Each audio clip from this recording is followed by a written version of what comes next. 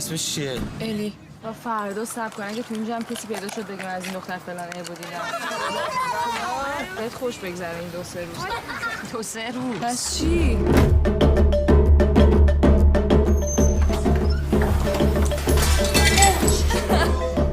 هیچی بابا این که هنوز هیچی نشده از کف رفت. خوبه.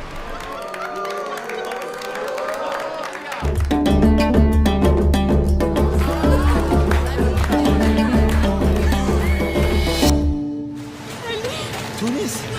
الیه! آقا تو رو خدا بازم به اون طرفا هم بگردیم. ببین اگه غرق شده بود جنازه‌ش باید میومد.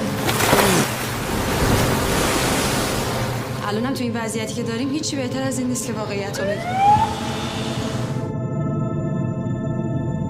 تو چند وقت میشناسیش؟ خیلی وقت نیست. واسه چی بذاره بره؟ آدم دیگه هم میره کسی چه میدونه واسش. اگه میخواست بره ساکشو میدون.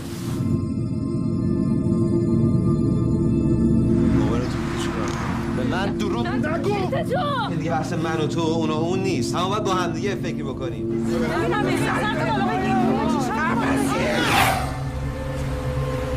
چیکار کردید؟